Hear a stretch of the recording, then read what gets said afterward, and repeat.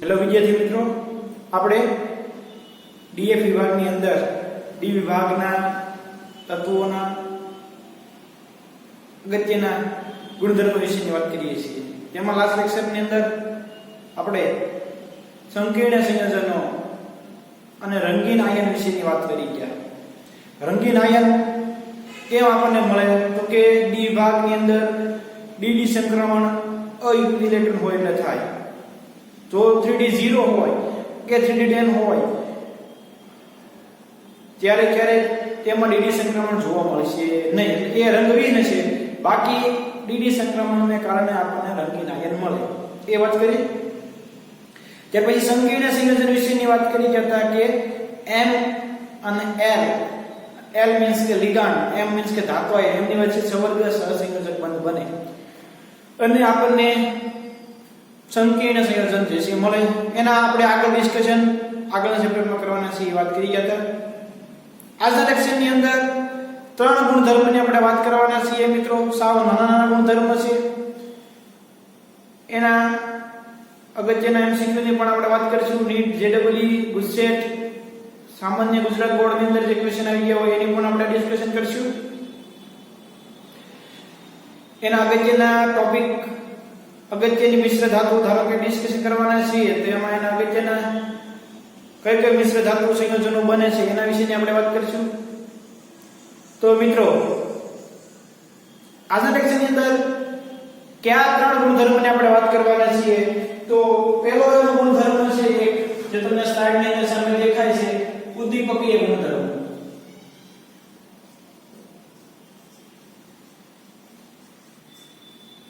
બીજો જે છે એ આંતરાલીય સંયોજનો.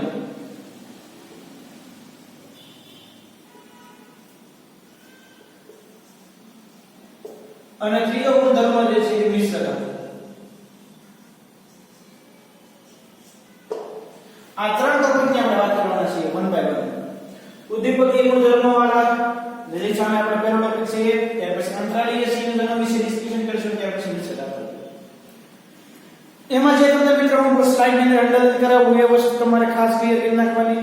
આપણે એને એમસીક્યુ સોલ્વ કરીશું તો તમને ખબર પડશે કે આ ટોપિકમાંથી કેવો એમસીક્યુ નીટ કે જેડબલઈ અંદર આવી શકે. બરોબર? તો પહેલો ગુણધર્મ ઉદ્દીપકીય ગુણધર્મ, એને આપણે ડિસ્કશન શરૂ કરીએ. તો મિત્રો, સંક્રાંતિ ધાતુ તત્વ એ સૌથી વધારે ઉદ્દીપક તરીકે વપરાતા તત્વો છે. આપણે સરફેસ કેમિસ્ટ્રી ની અંદર પણ સમાન ઉદ્દીપક અને વિષમાન ઉદ્દીપકનો જે ટોપિક હતો એમાં વાત કરી ગયા હતા કે અલગ અલગ જે રાસાયણિક પ્રક્રિયા હોય એમાં સૌથી વધારે ડી વિભાગના તત્વો ઉદ્દીપક તરીકે વપરાય. આપણે પી બ્લોક ભણ્યા ને, તો એમાં પણ તમે યાદ કરો એવી જે રિએક્શન છે જેમાં ઉદ્દીપક વાપરવો પડતો હોય દરેકની અંદર ડી વિભાગનો તત્વ તો એ ઉદ્દીપકમાં રહેલું જ છે. સંપર્ક વિધિમાં V2O5 છે, હાઇડ્રોજનેશનનો નિકલ છે, હેબર પ્રોસેસમાં આયર્ન હતો. એટલે કોઈ પણ તમે રિએક્શન લઈ લો જેમાં આપણે ઉદ્દીપકનો ઉપયોગ કરવો પડતો હોય તો એ ઉદ્દીપક ડી વિભાગના તત્વોમાંથી જ બનેલો હશે. કે મીન્સ કે ડી વિભાગનું તત્વ એ ઉદ્દીપકની અંદર હોય અને હોય જ. એટલે કે સંક્રાંતિ તત્વો ઉદ્દીપક તરીકે સૌથી વધારે વપરાતા તત્વો છે.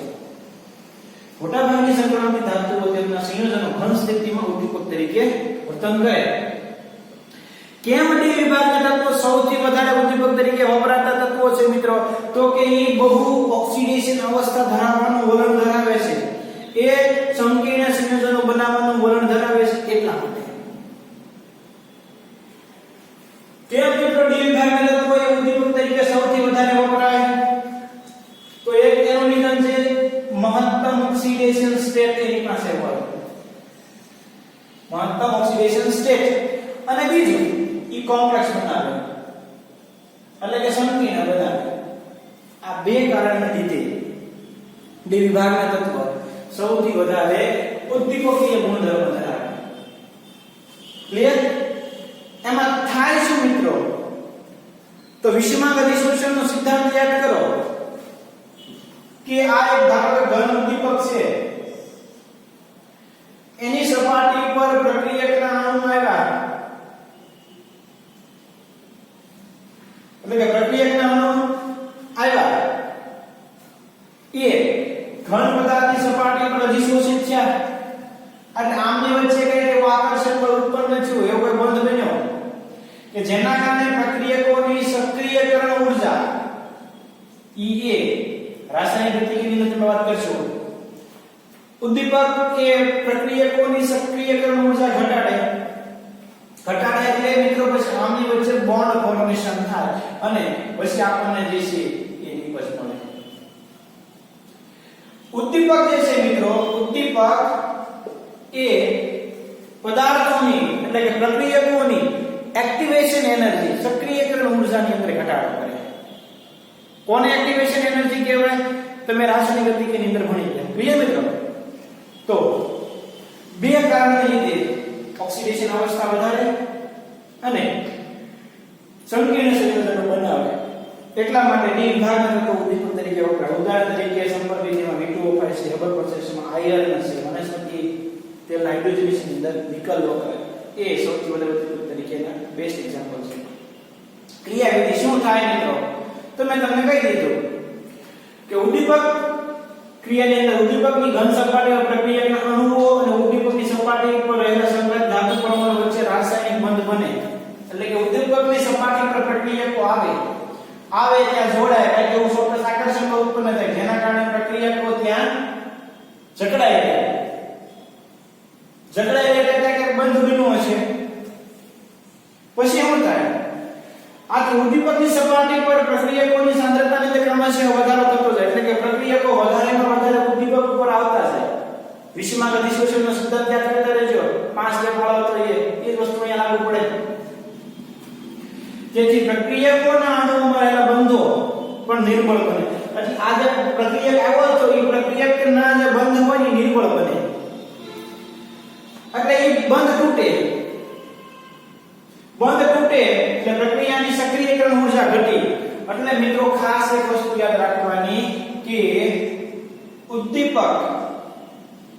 એ પ્રક્રિયાર્થીની EA એટલે કે સક્રિયકરણ ઊર્જા ઘટાડે.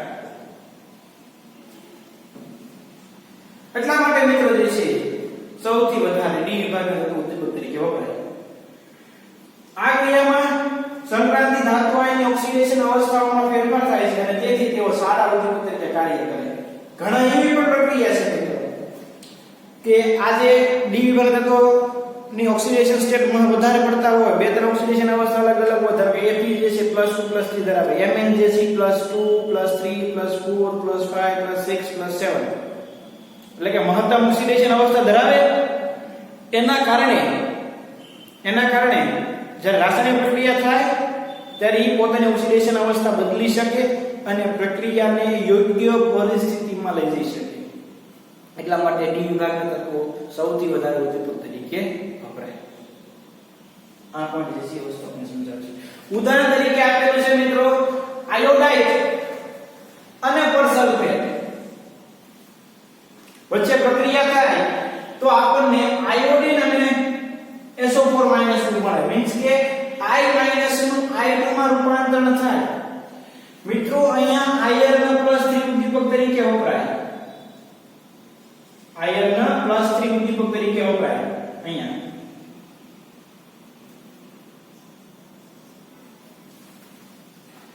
તો આમાં Fe+3 નો રોલ શું છે?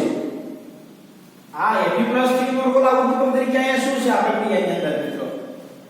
તો એ આપણે આ જે છે મોટા કામમાં દર્શાવીએ છીએ કે યાદ રાખવાનું પડશે. તો મિત્રો એમાં Fe+3 જે છે ઈ એક વખત Fe+2 માં કન્વર્ટ થાય પછી ફરીવાર ઈ Fe+2 માં કન્વર્ટ થાય. Fe પોતાની ઓક્સિડેશન અવસ્થા બદલે અને આ પ્રક્રિયા જે છે I- માં કન્વર્ઝેશન કરે. પ્રક્રિયા ખરેખર આ બે સ્ટેપ ની અંદર થાય. આ સ્ટેપ નંબર 1 અને આ સ્ટેપ નંબર 2. Fe+3 I- સાથે પ્રક્રિયા કરી Fe+2 બનાવે, I2 રૂપાંતરણ છૂટો પડે. હવે ઈ Fe+2 જે પરસલ્ફેટ હતો એની સાથે પ્રક્રિયા કરે, Fe+2 Fe+3 માં કન્વર્ટ થાય અને H2O8 પરસલ્ફેટ SO4 માં કન્વર્ટ થાય અને નેટ રિએક્શન જે છે આપણને આવી મળે. +3 એ +2 માં કન્વર્ટ થયો, પછી a +2 આ +2 એ શેમાં કન્વર્ટ થયો a+3 ની અંદર. પ્રક્રિયા બે સ્ટેપ ની અંદર થાય, આપણે આ એક સ્ટેપ માં લખી નાખીએ. ab+3 શું કરે મિત્રો આની અંદર? તો કે પહેલા ab+3 i-2 i2 માં કન્વર્ઝેશન કરે, પછી કે એમાં જે ab+2 બન્યો ઈ ab+2 પર સલ્ફેટ સાથે પ્રક્રિયા કરે. અહીંયા પર સલ્ફેટ સાથે પ્રક્રિયા કરે એટલે ab+2 એ શેમાં કન્વર્ટ થઈ જાય ab+3 માં, એટલે +3 +2 અને ફરી +3 ઉદ્દીપક જેટલો જે હતો ઈ નો આપણે પાછો મળ્યો પ્રક્રિયાને અંતે. તો આ રીતે ડી વિભાગના તત્વો આપણને ઉદ્દીપક તરીકે ખૂબ વધારે ઉપયોગી છે મિત્રો.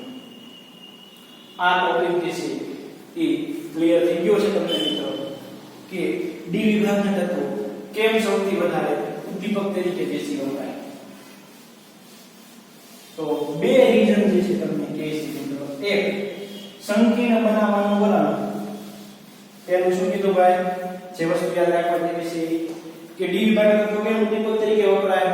તો કે ઓક્સિડેશન અવસ્થાઓ જે છે મહત્તમ છે, પોતે ઓક્સિડેશન અવસ્થા બદલી શકે એટલા માટે. બીજું, કોમ્પ્લેક્સ એટલે કે પોતે સંકીર્ણ બનાવે એટલા માટે. અને મિત્રો થાય છે શું?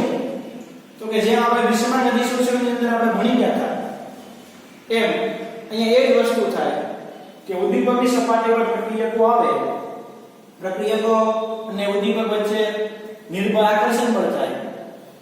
એક સમય એવો આવે કે પ્રક્રિયકો ઉદ્દીપકની સપાટી પર આવી જાય એટલે પ્રક્રિયકના બંધો તૂટે અને નિપજના બંધો બને. અમુક સમય તેથી નિપજ સૃષ્ટિ થઈ જાય. આ પ્રોસેસ જ્યારે થઈ હોય ત્યારે શું હોય તો કે ઉદ્દીપકની હાજરીને કારણે જે પ્રક્રિયાથી આવ્યા હતા એની સક્રિયકરણ ઉર્જા ઘટાડી, સક્રિયકરણ ઉર્જા ઘટાડી એટલે ઝડપથી નિપજ બને.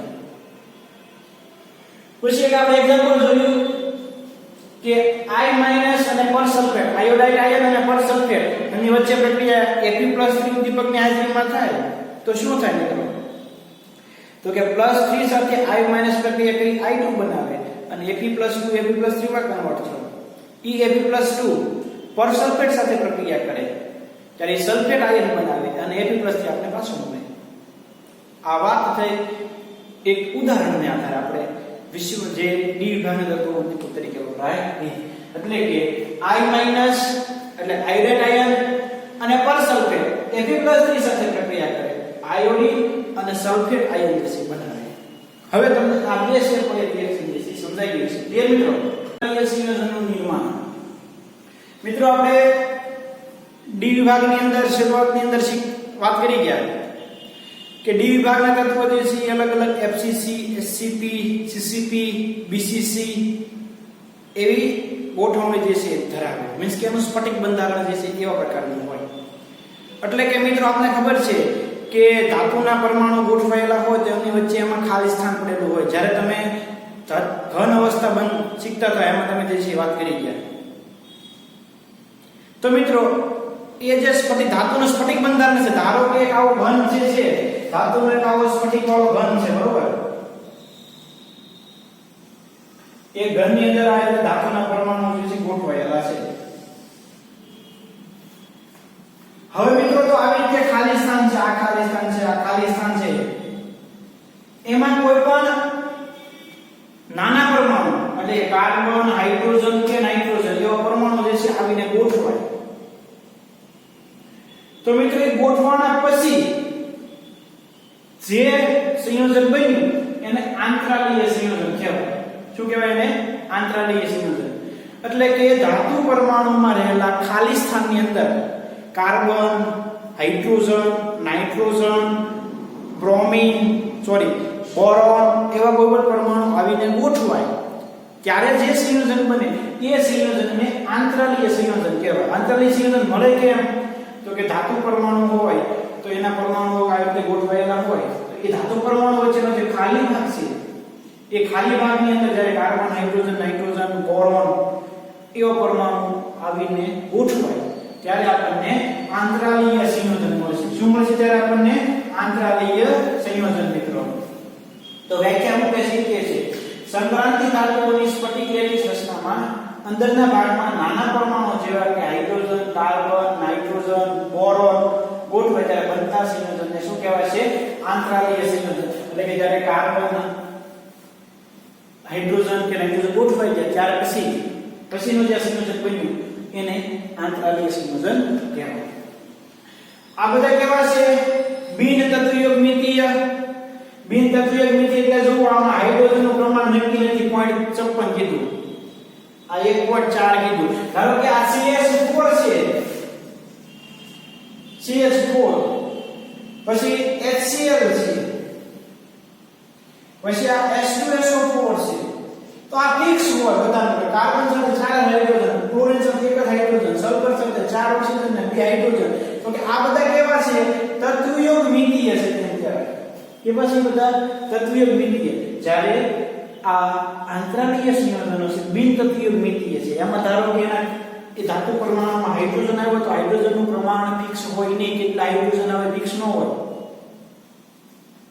અથવા તો કેટલા કાર્બન આવે ફિક્સ ન હોય, કેટલા હાઇડ્રોજન ગોઠવાય ફિક્સ ન હોય. આંતરાલીય સ્થાન જ્યાં સુધી ભરાય ત્યાં સુધી પરમાણુ ગોઠવાઈ શકે.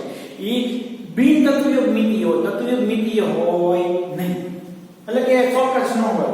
TIC Mn4n Fe3S VH.56 TIS. એટલે મિત્રો તમને એટલી ખબર પડી ગઈ હોય છે કે એમાં કોઈ આયનિક કે સહસંયોજક બંધ બનતા નહીં હોય. આમાં તો કોઈ પ્રકારનો બંધ ન બને ભાઈ. આ બે વચ્ચે કોઈ પ્રકારનો બંધ ન બને, ખાલી સ્થાન છે એટલે આવીને ત્યાં ગોઠવાઈ જાય. બાકી કોઈ પણ પ્રકારની પ્રક્રિયા કરશે નહીં, કોઈ પણ પ્રકારનો બંધ બનાવશે નહીં. એટલે ધાતુની ઓક્સિડેશન અવસ્થામાં કોઈ પણ પ્રકારનો ફેરફાર થશે નહીં.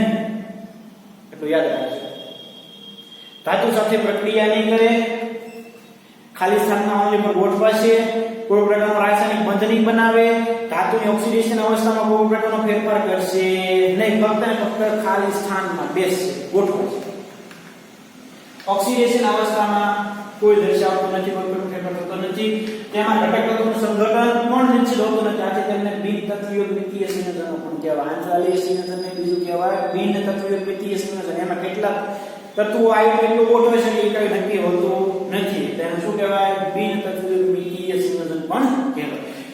મિત્રો આ લાક્ષણિકતા હવે ખાસ યાદ રાખશું, બાકી કરીશું MCQ ની અંદર JEE NEET અને ગુજસેટ બધાની અંદર આવી ગયેલા શકે છે. આપણે સોલ્વ કરીશું તમને ખ્યાલ પડશે કે જે તત્વયુગ્મિતીય સંયોજન બન્યું અને જે આંતરાલીય સંયોજન બન્યું, એટલે કે જો કોઈ આવું પણ સંયોજન બન્યું હોય તો મિત્રો એના ગલનબિંદુ જે છે એ એકલી ધાતુ હોય એના કરતા વધારે હોય.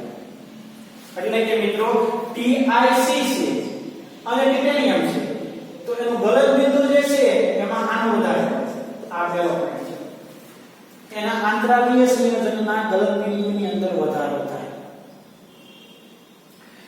આ જે બોરાઇડ હોય, એટલે કે ધારો કે કાર્બનની જગ્યાએ બોરોન હોય TiB, તો એવા ઘણા બોરાઇડ સંયોજનો છે કે જે હીરા જેટલી કઠિનતા ધરાવે. એટલે બોરાઇડ સંયોજનો હીરા જેટલી કઠિનતા પણ ધરાવી શકે, એટલે બહુ મજબૂતાઈ ધરાવે. ધાતુય વાહકતા જાળવી રાખે છે. ધાતુય વાહકતામાં કોઈ પ્રકારનો ફેરફાર કરતો નથી. વાહકતામાં, ધાતુની વાહકતામાં કોઈ ચેન્જીસ થશે નહીં, કેમ કે તો મુક્ત ઇલેક્ટ્રોનને કારણે હોય એટલે એમાં કોઈ ચેન્જ નહીં થાય. રાસાયણિક રીતે કેવા છે? નિષ્ક્રિય છે. અને મિત્રો બીજો પોઈન્ટ છે એ હીરા કરતા પણ મજબૂત. બીજો પોઈન્ટ જે છે વાહકતા જળવાય રહે.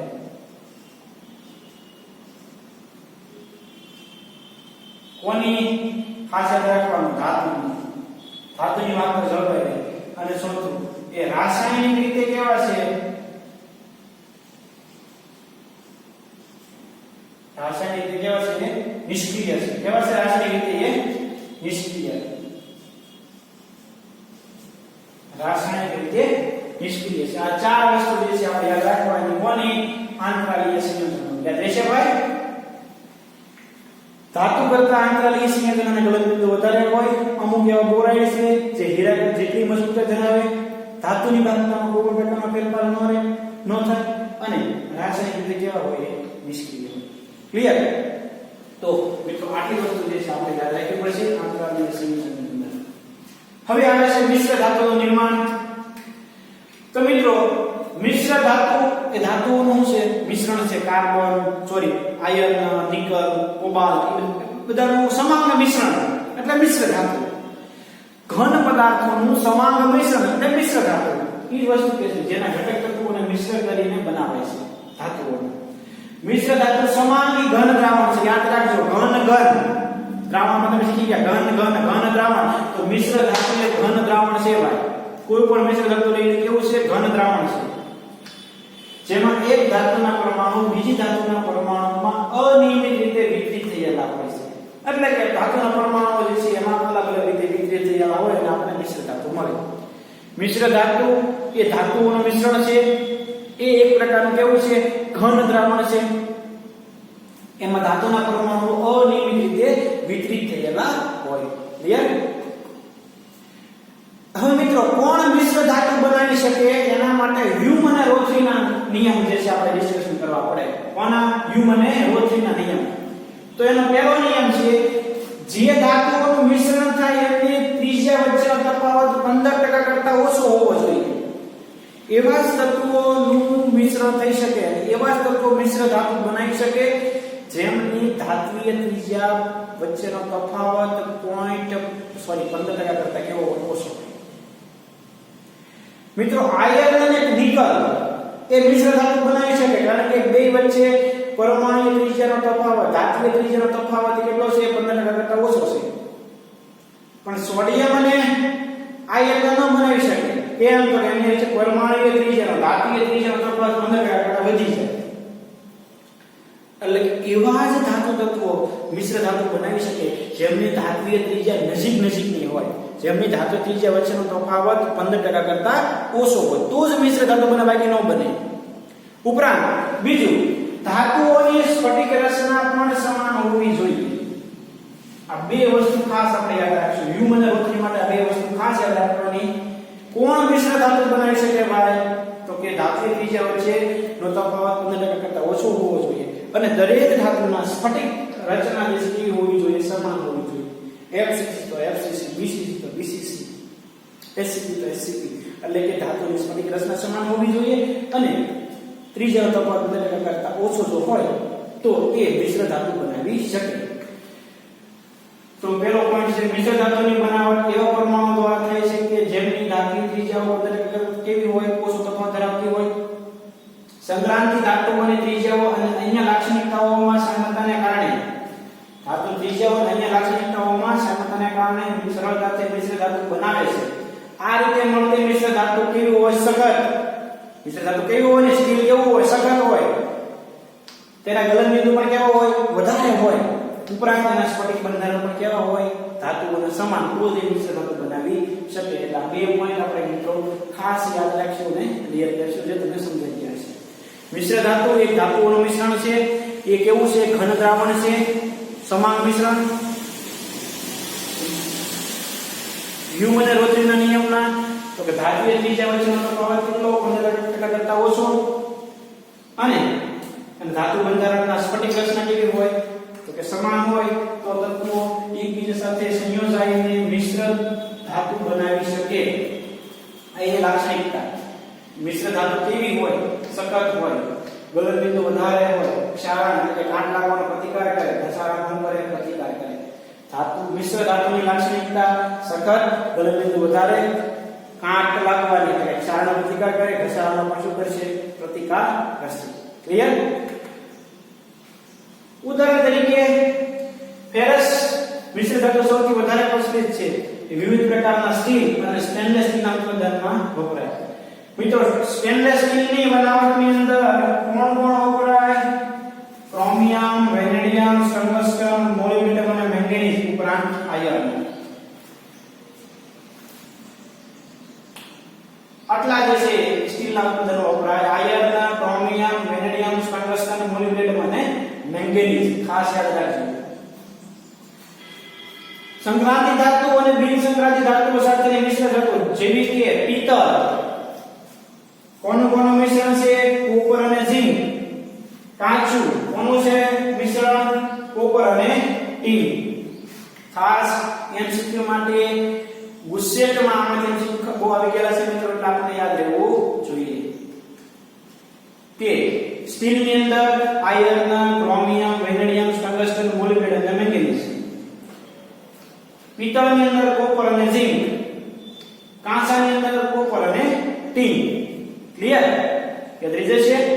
તો આ વાત છે મિશ્ર ધાતુની. હવે મિત્રો જે આપણે વાત કરીએ છીએ એ સ્પેશિયલ નીટ અને જેડબલઈ માટે.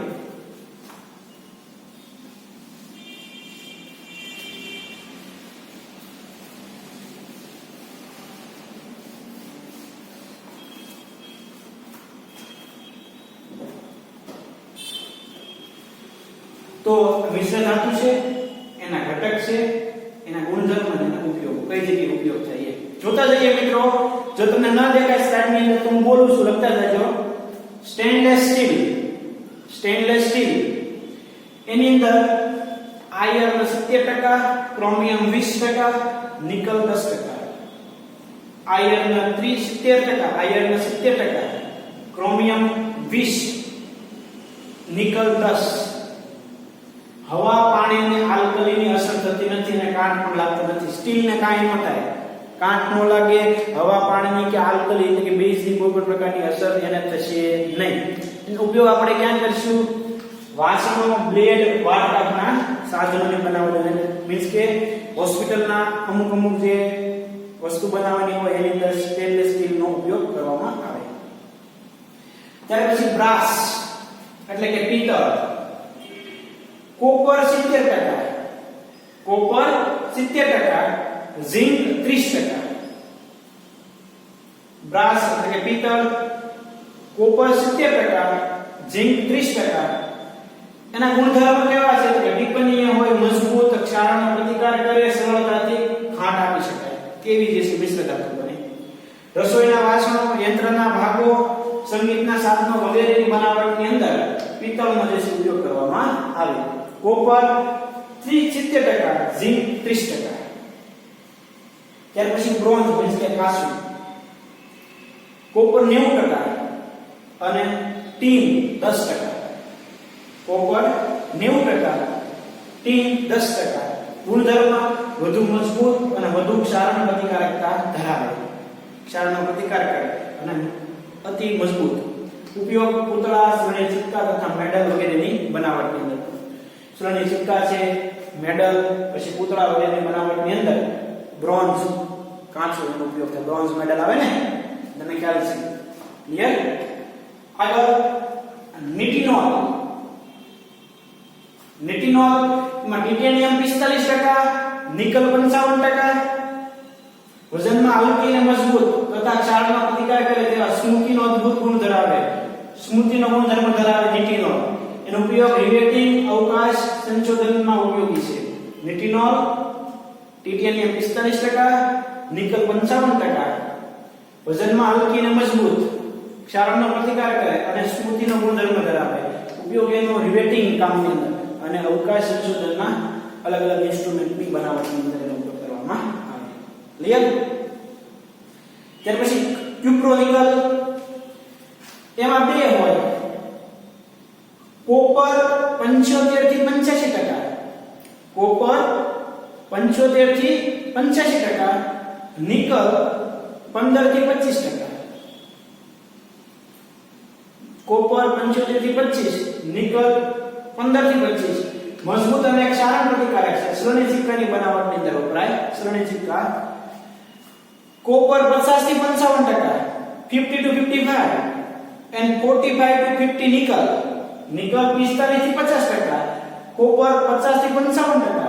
વિદ્યુત અવરોધક વધુ હોય છે, એટલે કે વિદ્યુત અવરોધક તારની બનાવટની અંદર થાય. બે જગ્યાએ ઉપયોગ થાય. આવું આટલું પ્રમાણ હોય તો વિદ્યુત અવરોધક તારની બનાવટ. ત્યાર પછી જર્મન સિલ્વર. મિશ્ર ધાતુનું નામ છે જર્મન સિલ્વર. એમાં નિકલ છે 40% થી 50%. નિકલ કેટલું? 40 to 50, 40 થી 50%. ઝિંક કેટલું? 25 થી 30%. ઝિંક કેટલું? 25 થી 30%. કોપર કેટલું? 25 થી 30%. ક્લિયર? નિકલ 40 થી 50, ઝિંક 25 થી 30, કોપર 25 થી 30. સાંધી જેવો સટકાર ધરાવે છે. ઘરગથ્થુ વાસણો, કલાકૃતિઓ વસ્તુઓ બનાવવામાં, વિદ્યુત અવરોધક તાર વગેરેની બનાવટની અંદર જર્મન સિલ્વર ધાતુનો ઉપયોગ થાય. અને લાસ્ટ નિક્રોમ વાયર તમે લેબોરેટરીની અંદર પણ ઉપયોગ કરો, યાદ હોય તો. નિકલ 60% અને ક્રોમિયમ 40%. નિક્રોમ નામ પરથી એવું છે, નિકલ અને ક્રોમિયમ 60-40, નિકલ ક્રોમિયમ 60-40. વિદ્યુત અવરોધક તારને બનાવવામાં, વિદ્યુત ભઠ્ઠી, વિદ્યુત તાપકોની અંદર વિદ્યુત અવરોધક તાર તરીકે આ ધાતુનો ઉપયોગ કરવામાં આવે. મિત્રો આ જૂની ટેક્સ્ટબુકની અંદર હતું, પણ આપણને જે છે એ નીટ અને જેડબલ્યુ માં ક્વેશ્ચન આવ્યો કર્યો એટલે આપણે જે છે આ વસ્તુ ક્લિયર કરી દઈશું. નીટ અને જેડબલ્યુ માટે ક્લિયર. હવે મિત્રો એક વસ્તુ છે કે દાંતના પોલાણની અંદર ડોક્ટર કઈ મિશ્ર ધાતુ જે છે ભરે, તો એ મિશ્ર ધાતુની અંદર મર્ક્યુરી હોય 50%, મર્ક્યુરી 50%, સિલ્વર 35%, ટીન 12%, કોપર 3% અને ઝિંક 0.2% હોય. દાંતના પોલાણની અંદર ડોક્ટર કઈ મિશ્ર ધાતુનું મિશ્રણ ઉમેરે, તો મિત્ર એક પ્રકારનું સંરસ કહેવાય, એમાલ્ગમ કહેવાય. એમાં કઈ કઈ ધાતુ હોય, તો એમાં મિત્ર હોય મર્ક્યુરી 50% હોય, મર્ક્યુરી 50%, ત્યાર પછી સિલ્વર 35%, ટીન 12%, કોપર 3%, ઝિંક 0.2%. આ મિશ્ર ધાતુ શરૂઆતમાં સાવ ઓછી હોય એટલે દાંતમાં રેત ભરી દેવાની, ઈ અમુક સેકન્ડોની અંદર અતિ મજબૂત થઈ જાય. સમજાઈ ગયું? કઈ કઈ ધાતુનું મિશ્રણ હોય, તો એની અંદર મર્ક્યુરી 50% હોય, સિલ્વર 35%, ટીન 12%, કોપર 3% અને ઝિંક 0.2%. શરૂઆતમાં એ મૃદુ હોય, પણ જેવો અમુક સેકન્ડોની અંદર અતિ મજબૂત થઈ જાય કે ડોક્ટર જે છે એનો ઉપયોગ કરે પોલાણમાં ભરવા માટે આ ધાતુ જે છે કેવી છે અનુકૂળ છે. અને એક વાત કઠિન થઈ ગયા પછી એમાં કોઈ પ્રકારનો ચેન્જીસ આવી શકતો નથી. ક્લિયર મિત્રો? તો આ ધાતુ જે છે દાંતના પોલાણમાં વપરાય, એને કહેવાય છે સંરસ, એમાલ્ગમ. આટલું જે છે એની અંદર અલગ અલગ ધાતુનું મિશ્રણ હોય. ક્લિયર? તો મિત્રો આપણે આ બધી વાત કરતા હતા મિશ્ર ધાતુ. એની પહેલા વાત કરી આંતરિક સંયોજનો, એની પહેલા આપણે વાત કરી ઉદ્દીપકીય ગુણધર્મો. એને આધારે હવે જે છે આપણે નીટ, જેડબલઈ, ગુજસેટ અને ગુજરાત બોર્ડ અને એમસીક્યુ ને આપણે ડિસ્કશન કરવાનું છે. એમાં પહેલો છે જોડકા જોડો યોગ્ય જે આપેલા છે કોલમ A અને B ની અંદર. તો હાઇડ્રોજનની હાજરીમાં નિકલ કઈ જગ્યાએ વપરાય ભાઈ? તો આપણે બધાને ખબર છે વનસ્પતિ તેલમાંથી ઘી બનાવવાની અંદર વનસ્પતિ તેલના હાઇડ્રોજનેશનની અંદર નિકલ વપરાય. Cu2Cl2 મિત્રો કઈ જગ્યાએ વપરાય? Cu2Cl2 તો તમારે ઓર્ગેનિક ની અંદર આવશે સેન્ડ-મેયર પ્રક્રિયાની અંદર, સેન્ડ-મેયર રિએક્શન આગળ આવશે ક્લોરો બ્રોમો આયોડિન ડેરિવેટિવ બનાવવા માટે. V2O5 કઈ જગ્યાએ વપરાય ભાઈ? હોશિયાર છો બધાને ખબર છે કોન્ટેક્ટ પ્રોસેસ ની અંદર. લોખંડનો ભૂકો કઈ જગ્યાએ વપરાય ભાઈ?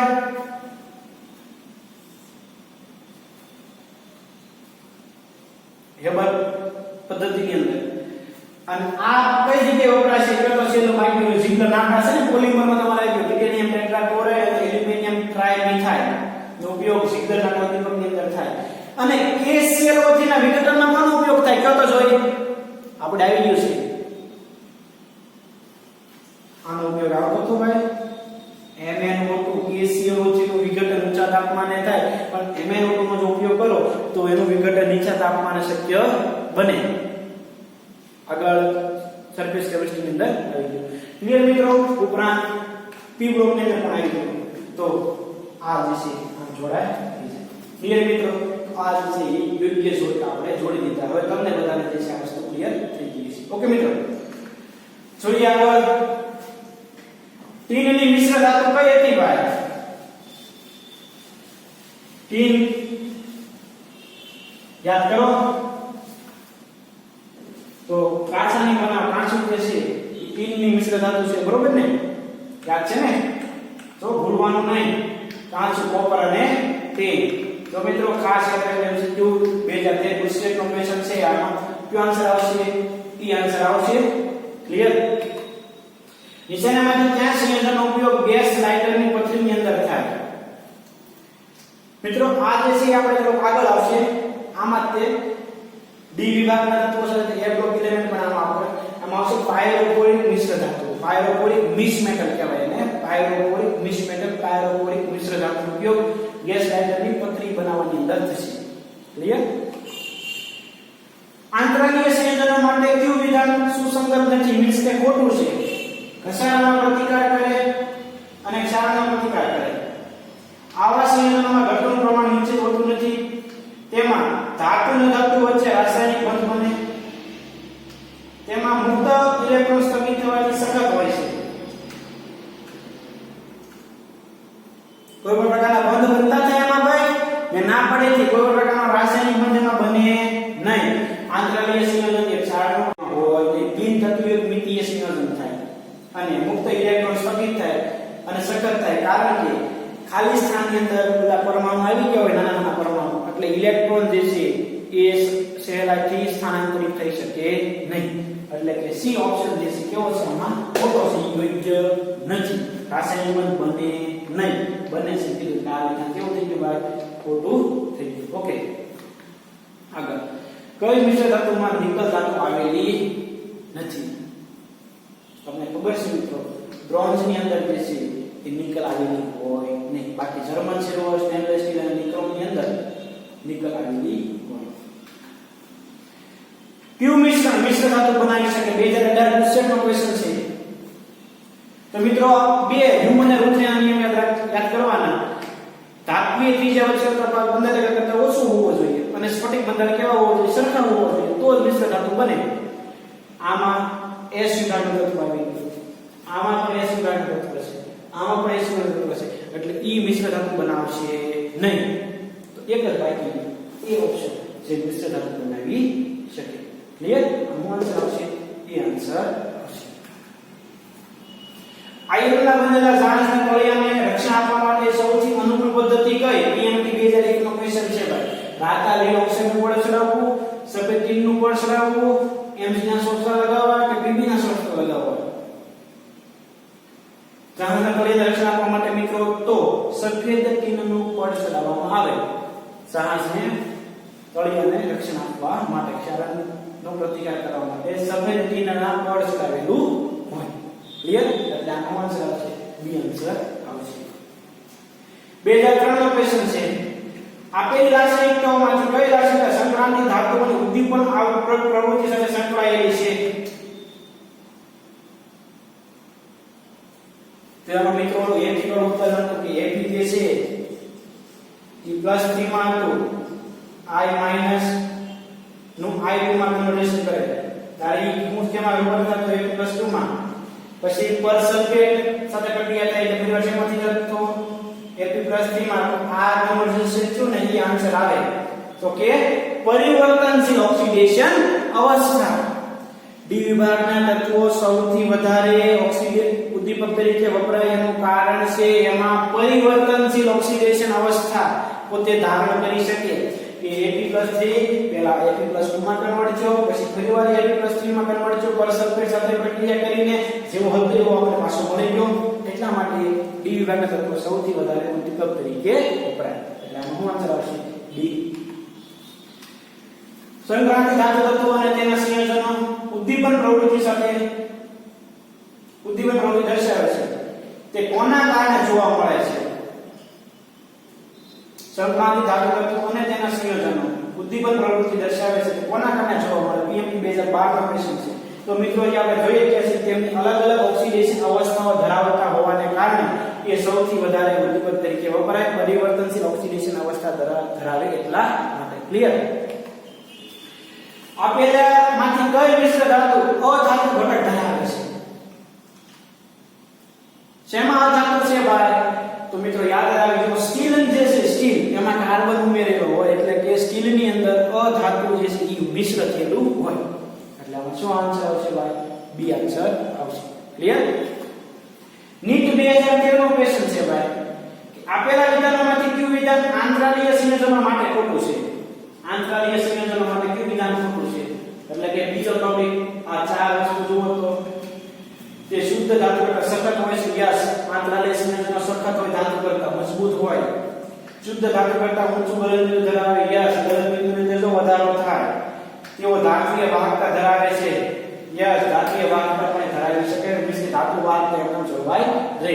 એક બાકી રાસાયણિક રીતે કેવો હોય? નિષ્ક્રિય હોય. આ કેવું કીધું? ક્રિયાશીલ કીધું. એટલે ડી ઓપ્શન કેવો છે ભાઈ? ખોટો છે. તો આ આંતરરાષ્ટ્રીય સંયોજનના જે 4 પોઈન્ટ છે ને એમાંથી એમસીક્યુ નીટ 2013 માં આવી. આવો ક્વેશ્ચન જે છે એ આમાંથી આવી શકે મિત્રો. આપણે આ રીતે તૈયારી કરવી પડે. ક્લિયર? આપેલામાંથી કયું વિધાન આંતરરાષ્ટ્રીય સંયોજન માટે અયોગ્ય છે? આંતરરાષ્ટ્રીય સંયોજન માટે JEE 8 એપ્રિલ 2019 નો ક્વેશ્ચન છે. તેના ગલત કીધું ઊંચા હોય આંતરરાષ્ટ્રીય સંયોજનના યસ ઊંચા હોય એ કરું. તેઓ રાસાયણિક રીતે કેવા છે? સક્રિય છે ભાઈ. જે આગળ નીટમાં પૂછાઈ ગયો ઈ નો ઈ જે છે 2019 ની અંદર JEE માં પૂછાઈ ગયો. બી ઓપ્શન જે છે કેવો છે? ખોટો છે. ધાત્વીય વાહક જળવાય અને કેવો ખૂબ સખત હોય, મજબૂત હોય, હીરા જેવી મજબૂતાઈ પ્રાપ્ત કરી શકે. તો કયો આન્સર આવશે ભાઈ? બી આન્સર આવશે. ક્લિયર? તો આજના લેક્ચરની અંદર મિત્રો આપણે 3 ટોપિકની ડિસ્કશન કરી. ઉદ્દીપકીય ગુણધર્મ, આંતરરાષ્ટ્રીય સંયોજન અને મિશ્ર ધાતુ. એના અલગ અલગ કઈ રીતના એમસીક્યુ આવે એ ડિસ્કશન કરી. મિશ્ર ધાતુમાં મેં અલગથી 3 સ્લાઇડ જેવા ધાતુના ટકાવારી યુક્ત મિશ્રણ હતું એ સ્પેશિયલ નીટ અને JEE વાળા માટે છે મિત્રો. એ તમે ક્લિયર કરજો. આખો લેક્ચર જે છે ખૂબ શાંતિથી સારી રીતે ક્લિયર કરજો. નેક્સ્ટ લેક્ચરની અંદર આપણે આગળના ટોપિકની ડિસ્કશન શરૂ કરીએ. ડી વિભાગના અગત્યના સંયોજનો. ત્યાં સુધીમાં તમારે આ દરેક થિયરી, દરેક પોઈન્ટ અને દરેકના એમસીક્યુ મિત્રો ખૂબ સારી રીતે પ્રેક્ટિસ કરજો, જેના કારણે આપણો દરેક કોન્સેપ્ટ જે છે કેવો થતો જાય? ક્લિયર થતો જાય. ઓકે મિત્રો, તો આજે અહીંયા સુધી રાખીએ. નેક્સ્ટ લેક્ચરની અંદર ડી વિભાગના કેટલાક અગત્યના સંયોજનો વિશેના આપણે ડિસ્કશન શરૂ કરીએ. Okay, thank you.